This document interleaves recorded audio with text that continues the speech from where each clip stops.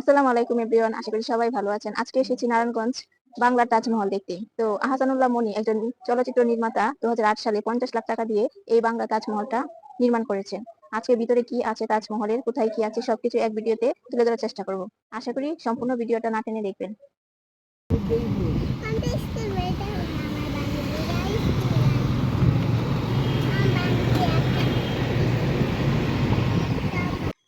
এবার আমাদের যাত্রা শুরু। এটি হচ্ছে ফার্ম গেটের রাস্তা। ফার্ম গেট থেকে আমরা যাব কুড়িল বিশ্ব রোড। জনপ্রতি ভাড়া পড়েছে 80 টাকা। ফার্ম গেট থেকে অনেক বাসই কুড়িল বিশ্ব রোড যায়। তো কুড়িল বিশ্ব রোড এসে আমরা নেমে দেখতে পেলাম 3টা সুন্দর ভাস্কর্য।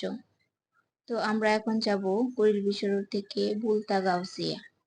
তো সেই জন্য আমাদের সামনে একটু হেঁটে ওভারব্রিজ ক্রস করে বিআরটিসি বাস কাউন্টারে যেতে হবে।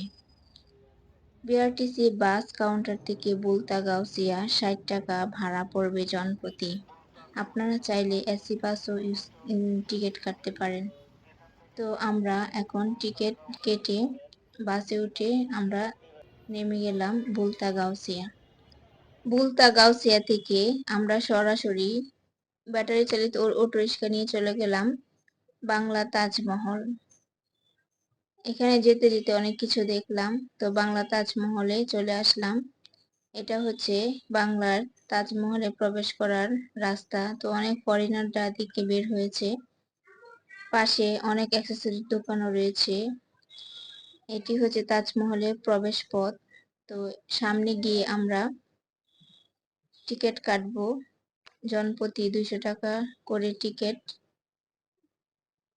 তো এখানে প্রবেশ ফি আগে 150 টাকা ছিল, এখন 50 টাকা বৃদ্ধি করা হয়েছে।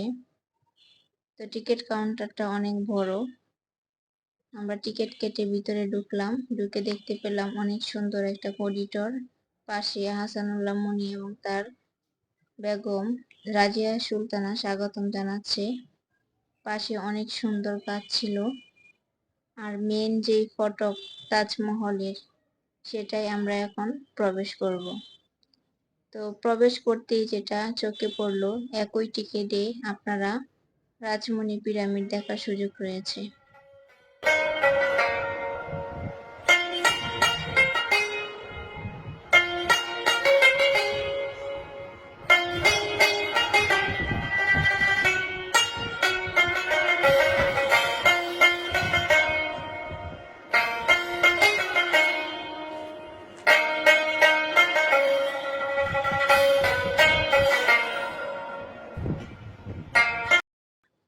বাংলা তাজমহলটি 2003 সালে নির্মাণ কাজ শুরু করে 2008 সালে জনসাধারণের জন্য উন্মুক্ত করা হয়েছে।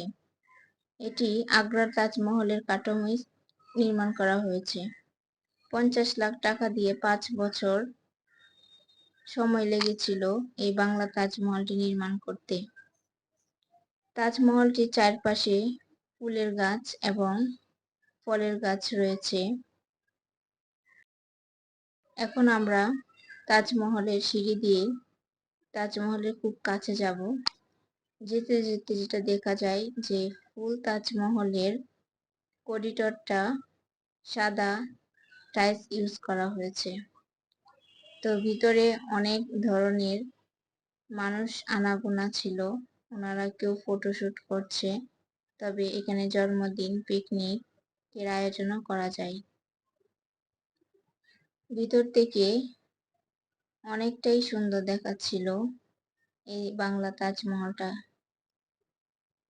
তো এটার ভিতরে আহসানুল্লাহ মনি এবং তার স্ত্রী রাজিয়া সুলতানার কবর সমাধি রয়েছে। এই গম্বুজটির মূল ফটক রয়েছে একটি, এবং সেই ফটকের ছিদ্র দিয়ে দেখা যায় দুজনের কবর সমাধি।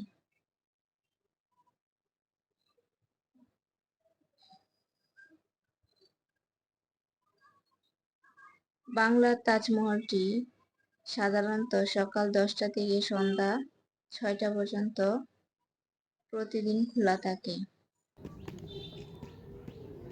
তাজমহলের করিডোর থেকে পাশের সম্পূর্ণ ভিউটা অনেক সুন্দর দেখাচ্ছিল।